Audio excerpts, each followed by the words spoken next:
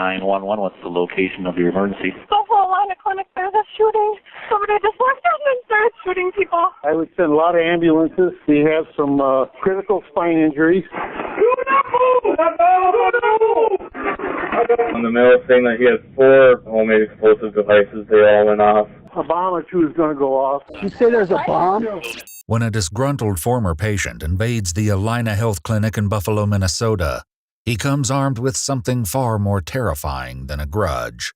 As patients and staff hide for their lives amid a hailstorm of bullets and explosions, investigators rush to the scene to soon follow a disturbing trail of evidence, marking a twisted path of anger and revenge. But before they can begin, they must rescue the victims, as an unexploded pipe bomb lingers dangerously nearby. 911, what's the location of your emergency? Crossroads Clinic? Yes. Tell me anything that you can about the party that's shooting. I am. The following footage has never been seen before. Going to Crossroads Alina Clinic? Yes.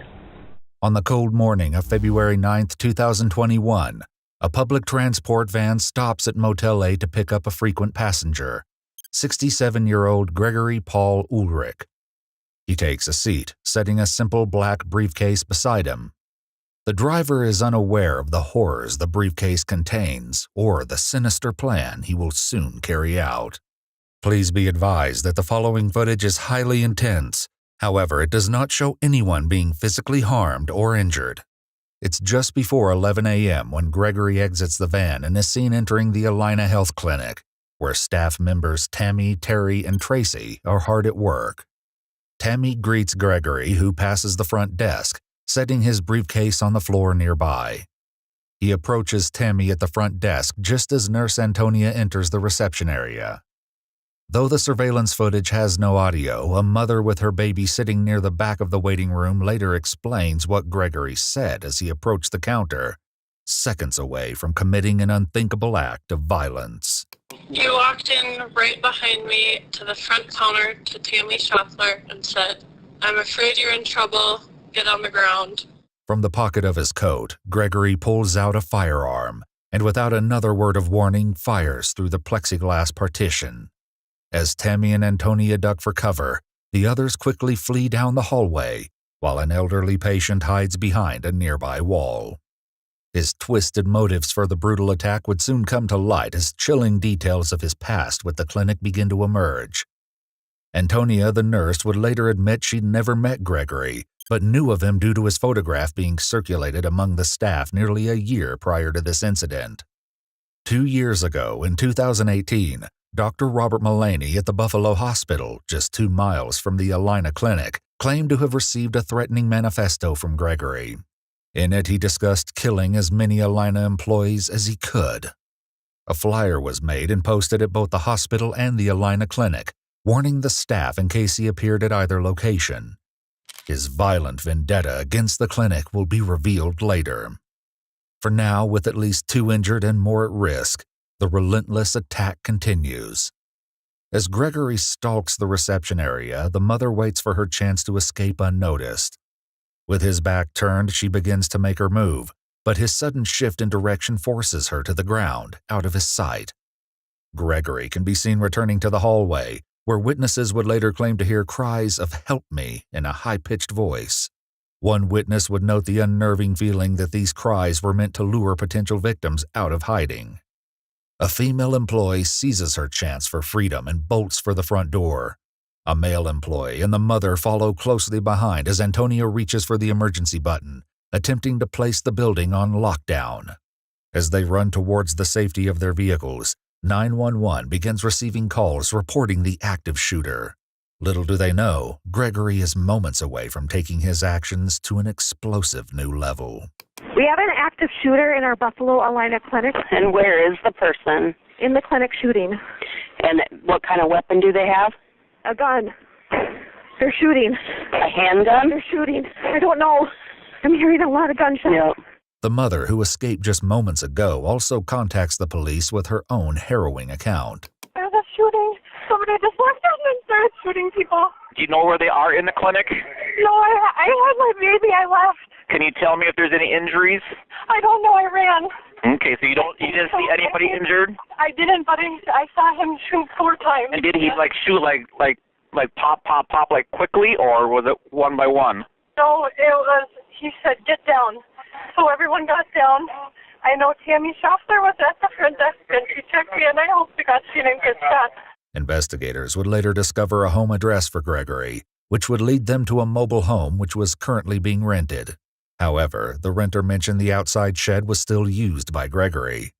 After obtaining a search warrant, investigators located a handmade protest sign, a crate containing items that could be used for shrapnel, as well as a powder seized by the ATF. At the crime scene, as panicked 911 calls continue to flood in, another caller reaches dispatchers, but it's the last person they ever expected to hear on the other end of the line. 911, what's the location of your emergency? Crossroads Clinic. Yes, tell me anything that you can about the party that's shooting. I am. You're shooting. Can you tell me what's going on? I would send a lot of ambulances. We have some critical spine injuries. Spine injuries? Sir, can you tell me, are you the one that's doing the shooting? Sir. A bomb or two is going to go off. A bomb or two is going to go off. Sir, are you the one that's doing this? It just works pretty good. Sir, are you the one that's doing this? It's just in the old office. Though shocked by his call and confession, it's his next statement that truly leaves the dispatcher in disbelief. Sir, can you talk to me? Are you the one? Tell the police to back away a little bit. Tell the police to back away? I intend to surrender in a minute. You intend to surrender in a minute? Nobody else is going to get hurt? Sir?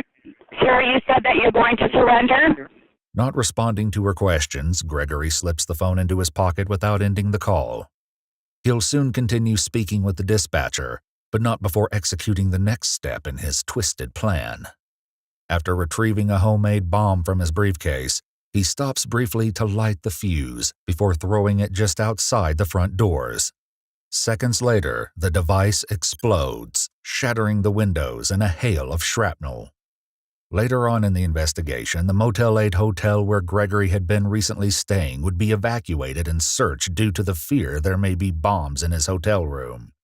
No additional explosives were located, but a search of his room uncovered 6 oxycodone pills and an empty can of Pringles, several empty boxes of ammunition, glue, hand tools, and a firearm manual matching the one used in the shooting. An interview with the motel owner revealed a conversation he had with Gregory the day prior to the incident. After offering to save him money by converting the nightly charges to a week, Gregory declined, citing ominously, "After tomorrow, my work will be done." Back at the scene, officers with the Buffalo Police Department have arrived and are keeping a safe distance from the clinic.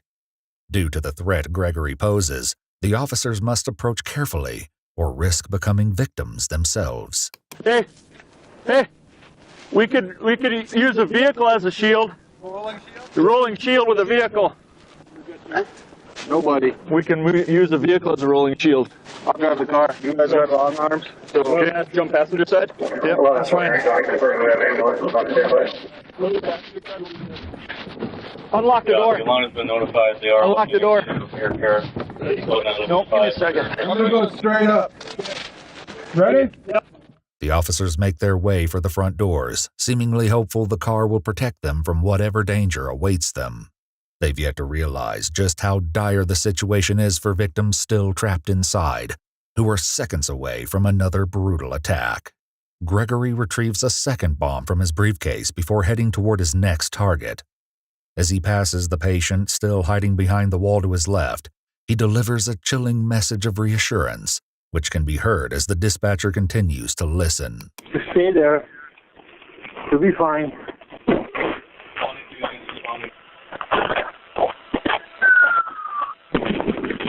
Okay. Sir, talk to me. Lady out. You're letting a lady out. The male party is letting a lady out.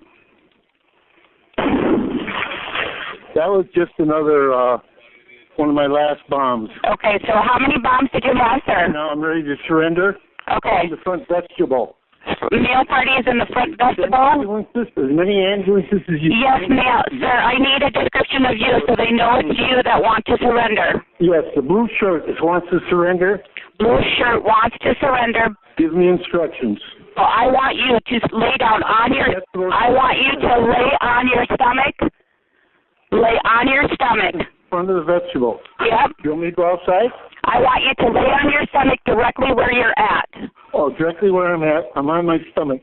I have a hard time. I'm crippled. Hold on. Okay. Investigators would later review Gregory's medical history with the Allina Clinic and Buffalo Hospital.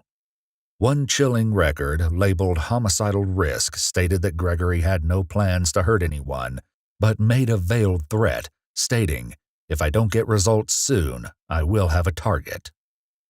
As an arrest nears, the dispatcher urgently seeks confirmation that the approaching officers and victims are no longer at risk of further attacks. What she learns next will fill them all with bone-chilling dread. How many bombs did you have altogether? 4. You had 4 bombs. Did they all go off? Yes. 4 bombs and they all went off. No, 3 were off. 1 is in the briefcase. Gregory insists 3 bombs detonated, but so far only 2 explosions have been witnessed. With 1 bomb lying ominously near the briefcase, a chilling question hangs in the air. Where is the 4th explosive? For now, statements provided by Dr. Andrew Bergdorf, the lead physician of the Allina Clinic, continue to shed light on Gregory's hostile past behavior. According to his statement on October 13, 2018, he contacted the police to inform them of a series of calls he received from Gregory, who spoke of shooting, blowing things up, and practicing different scenarios of revenge. He stated Gregory wanted to make it big and sensational so that it makes an impact. Dr. Bergdorf feared Gregory was a hazard to himself and others, and as a result, he filed a restraining order and trespassed him from the Allina Clinic facility. The shocking reasons behind his threats will later be revealed by Gregory himself. In the meantime, as the dangers of an unexploded device hang over them, officers breach the building.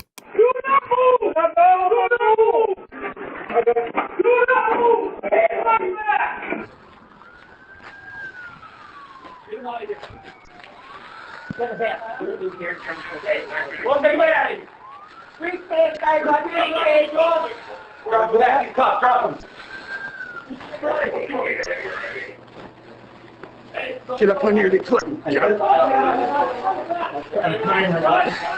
it in my car.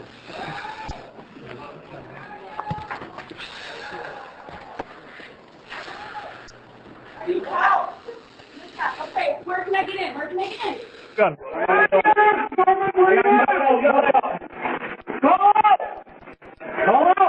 Gregory is now in custody. He'll soon unleash his resentments and reveal what drove him to aim solely at the clinic staff. For now, the officers must work to evacuate the building, but moving the critically injured victims will prove more than a challenge.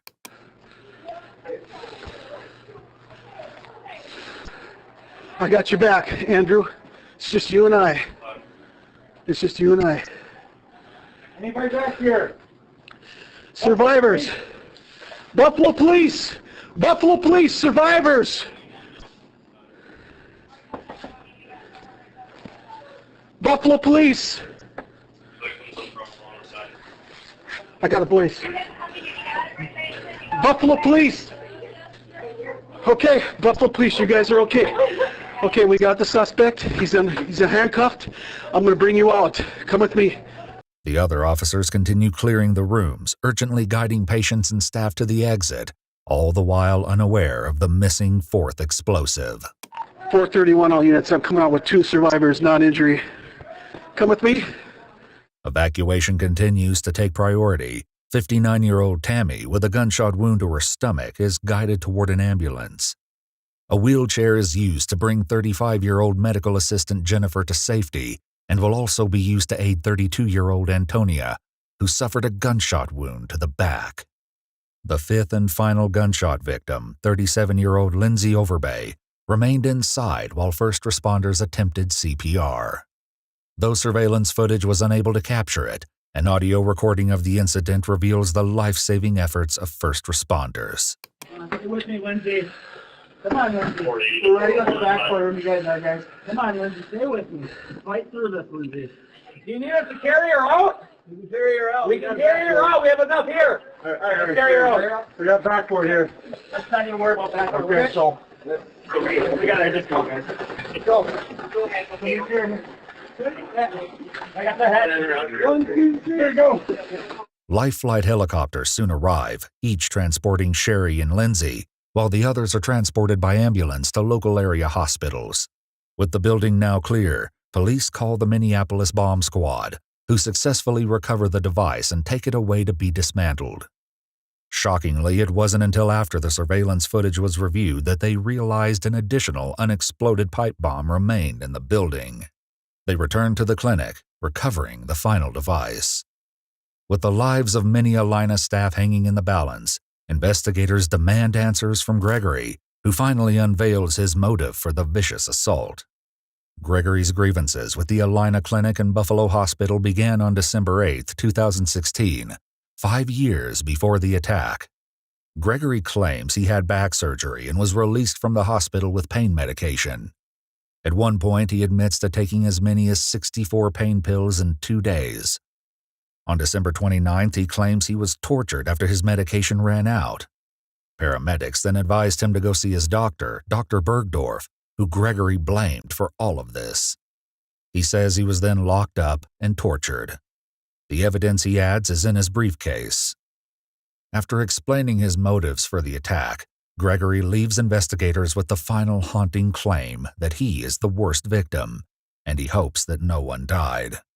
Unfortunately, while 4 of the victims survived the attack, 37-year-old Lindsay Overbay succumbed to her injuries at the hospital. Though Dr. Bergdorf may have been a target of Gregory's vengeance-fueled assault, he was working remotely that day and escaped harm.